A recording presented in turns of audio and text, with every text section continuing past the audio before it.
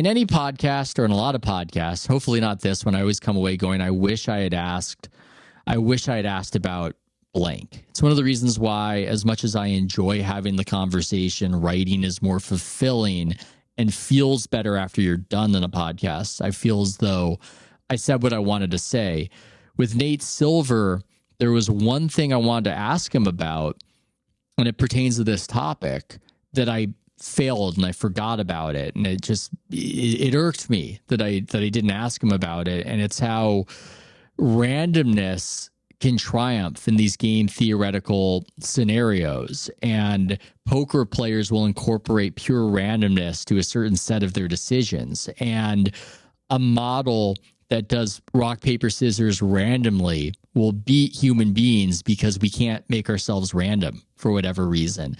And Greg Maddux, who I think is worth bringing up in part because there's a new MLB Network documentary about him, as Nate detailed, he would look up at the pitch clock and he would use that to generate randomness on his pitches sometimes, just because we can't do that on our own. And I find that bizarre, Neil. That doesn't make sense to me. Does that make sense to you, that in a situation that's game theoretical, that random decision making would triumph over our selected decision making? I think as long as you constrain the options that you're choosing from to things that are kind of reasonable value, like you don't want to be so random that you're picking, some kind of trick play, like whatever that. Remember when the Colts lined up, they tried to do the swinging door play, and it failed spectacularly against the Patriots. You don't want that to be in your little distribution of things that you might be able to pick. But otherwise, just if you're talking about run pass balance, I mean, I was thinking about that when I did the story about looking at how those two things, the dynamic between the two has evolved over time and the efficiency of them. And just thinking about the best time to run is when people think you're going to pass, and the best time to pass is when people think you're going to run. And you even see that in, draw plays are really effective on picking up yardage, maybe not first downs, on, third and long, because they're selling out to stop the pass. They don't care about you picking up yards on the ground if you're not going to get the first, but sometimes you even do get the first in those situations. And then the play action is kind of the opposite of that. So I think that, because, like you said, the fact that we're very hardwired to pick up on patterns, and we cannot make ourselves be random even if we try, because we're too self-aware, we're too conscious, even by thinking about okay, I'm going to do what he doesn't think I'm going to do in this situation.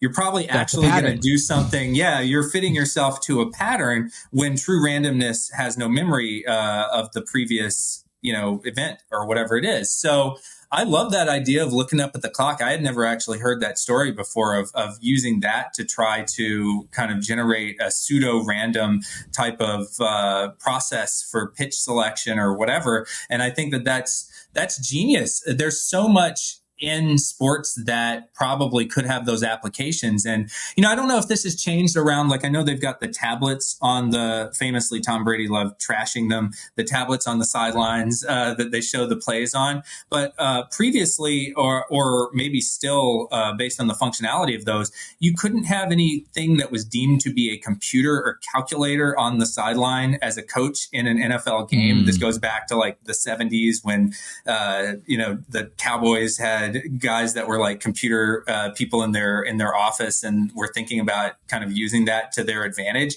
And I think one of the reasons why that rule is in place is because they don't want you making decisions using randomization because it would be an advantage. So I wonder if that actually is sort of an element of it as well. I don't know what's stopping the quality control coach from up in the booth using some kind of program on his phone or something, but certainly in the past, when you had less access to that type of thing, that was something that they didn't want people doing.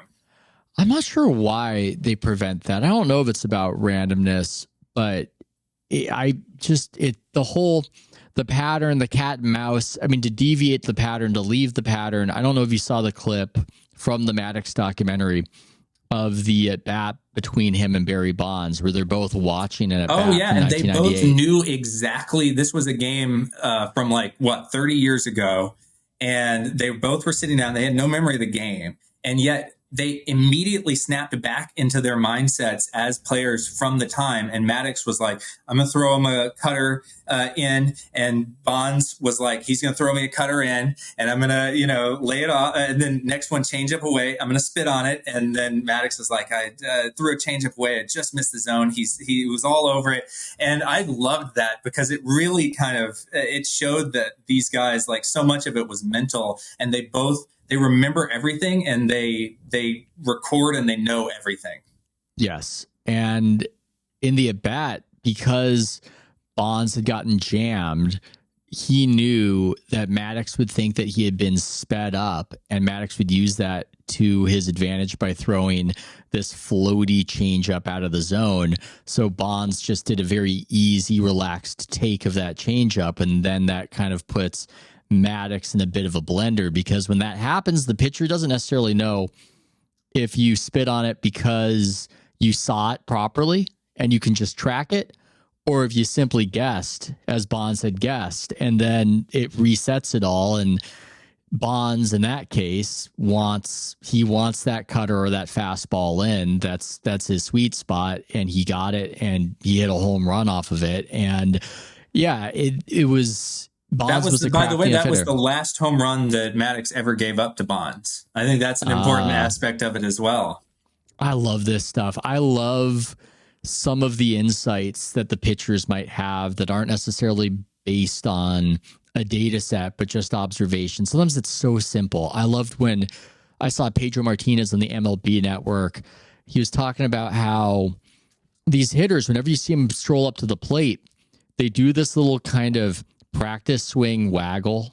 Whenever you see them get into the box, you will see them just sort of lazily just kind of take a little move of the bat. And it makes sense, but it never would have occurred to me that a lot of the times when you see that, you see the bat path when they do that, it will match up perfectly with their hot zones, because they are taking the most intuitive, most relaxed version of their swing. And Martinez said, when I saw that, I would not pitch to whatever, if it was just a low swing or a high swing, I would just pitch not to there. And I go, I love that. That makes sense. But that was just something that he had come up with that I don't think would have occurred to people. And that was just this very out in the open way to get ahead. Marketed efficiency is, okay, I see where you're, because I don't think they tracked all that stuff that well back then. But that was just one good way to get ahead of it. It was just a little practice swing.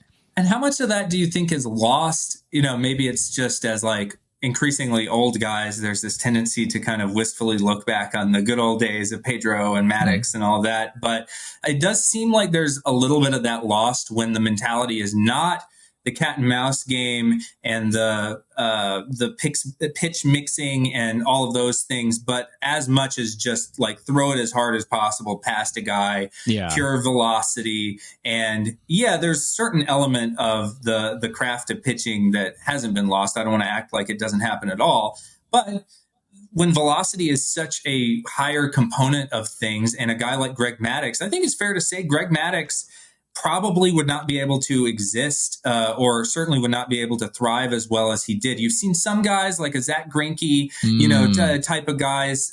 Jamie Moyer was pitching in the majors. He was a lefty, but kind of a soft tosser until he was about 48 years old or something in the past decade. But mostly those finesse guys, they're not in the game anymore. They've been weeded out, and it's all this endless procession of guys that can throw 99.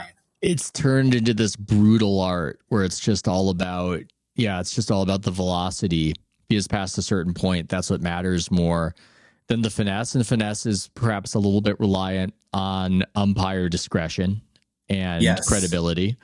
And as things get more optimized, they tend to get more boring. And maybe the new rule is 7 hitters, 7 We're going back defensive to this. players, and you're not allowed to throw over 95 miles an hour, buddy. That's what you got to top out at right there. That's Well, you know, they had back in the 1800s, in the very early days of baseball, they had like you couldn't have like a stiff wrist when you threw the ball because apparently it would like come in too fast. And so there were like rules about like how your elbow could be or your wrist angle could be as you were throwing the ball that persisted. These were in the days of like, I don't know, 5 balls for a walk, and they were not far removed from throwing underhand and all these things. So it was a different time. But old Hoss Radburn, you know, I think probably had restrictions on how he could throw the ball with his wrist and elbow.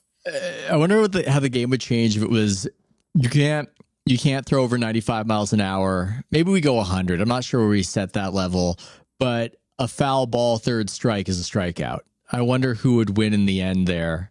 We don't need to get too fanciful. I don't need to reform every sport today. There are plenty of days to do that.